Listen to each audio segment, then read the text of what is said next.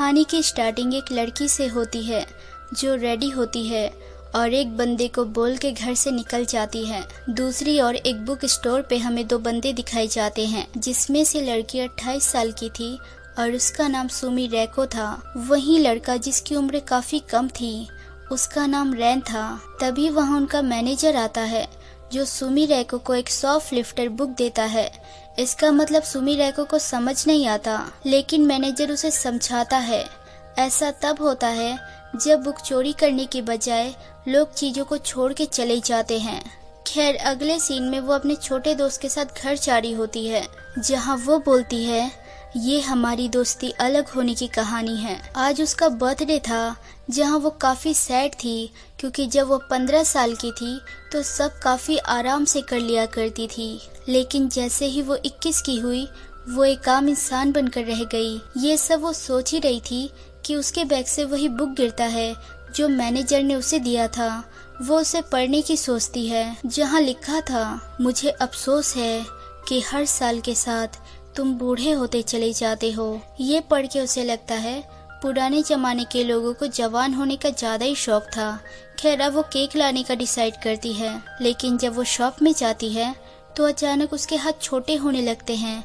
उसकी बॉडी सब कुछ बच्चों जैसी होने लगती है। सुमी रैको घबरा के खुद को देखने जाती है, जहाँ अब वो एक बच्ची बन चुकी थी। ये देख वो शॉप से घबरा के भाग जाती है। अगले दिन वो जॉब पे भी नहीं आती, जहाँ मैनेजर उसके बारे में पूछ रहा था, जहाँ रेन उन्हें झूठ बोल देता है कि उसकी तबीयत बहुत खराब है। हालांकि वो भी काफी फिक्र कर रहा था उसकी। रेन उसे काफी सारे मैसेज करता है, जिसपे वो बोलती है मुझे परेशान क्यों कर रहे हो, मुझे नहीं पता तुम कौन हो। दूसरी ओर हमें सुमी रैको दिखाई जाती है जो बच्ची लग रही थी, और वो एक लेटर लिखती है रेन और खुद के बारे में कि उसने मुझे मैसेज किया और मैं उसके साथ एक बुक स्टोर पे काम करने लगी। ये सब के बाद सुमी रैको गायब हो गई। उसे देखने रैन उसके घर जाता है, लेकिन घर पे उसे कुछ भी नहीं मिलता।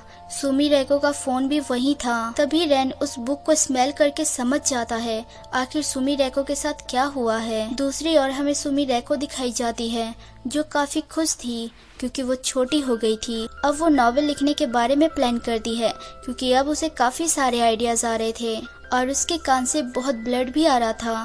खैर, उसे घर का रास्ता याद नहीं था। तभी उसके पीछे रेन आ जाता है जो बोलता है तुम आखिर यहाँ क्यों घूम रही हो, चलो मैं घर छोड़ दूँ तुम्हें। ये देख उसे याद ही नहीं आता कि ये लड़का कौन है।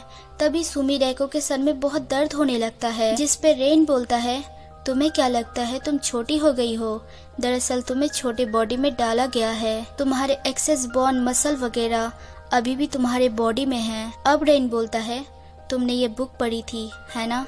दरअसल वो बुक एक श्रापित बुक है जिसे जूसो कहते हैं। इस बुक को कभी लाउड नहीं पढ़ना चाहिए।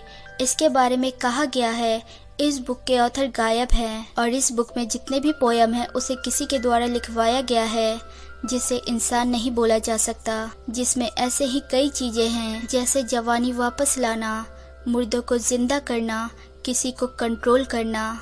खैर, पोयम अपना असर तभी दिखाती है जब कुछ कंडीशन पूरी की जाए, जैसे इसे आधी रात में पढ़ना चाहिए और चांदनी रात में। पढ़ने वाले लोगों की उम्र कम से कम 28 होनी चाहिए और ये सब सुमी रैको के अंदर थी। उसने सब कुछ आधी रात को ही किया था। अब वो मरने के काफी करीब थी।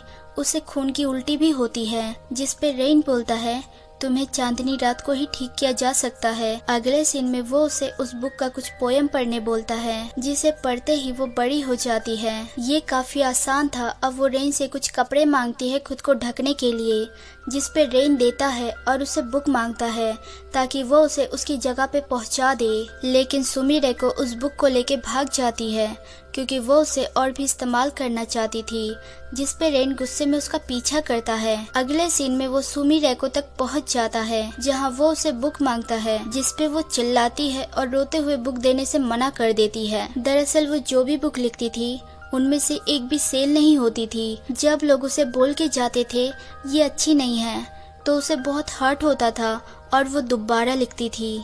लेकिन जब वो छोटी थी तो उसके माइंड में बहुत सारे आइडिया आते थे, पर अब वो खुद को टैलेंटेड नहीं मानती और उसे पता चल गया था कि उसके पास कोई भी आइडिया नहीं है, इसलिए अपने नॉवेल के लिए उसे इस बुक की काफी जरूरत थी। ये बोलते हुए वो रोती है, जिस पे रेन उसकी फीलिंग समझता है और बोलता है टेंशन मत लो, सब ठीक हो जाएगा। ये सुन के अब वो उसे बुक दे देती है, पर सुमिरेको की हालत खराब थी। दूसरी ओर हमें रेन दिखाया जाता है जो एक खुफिया जगह आया था उस बुक को देने के लिए, लेकिन अंदर से आवाज आती है कि इस बुक के बदले हम टिकट ही दे सकते हैं। ये सुन के वो बुक नहीं देता, जिस पे वहाँ से आवाज आती है हमें आपकी सेवा करने का इंतजार रहेगा।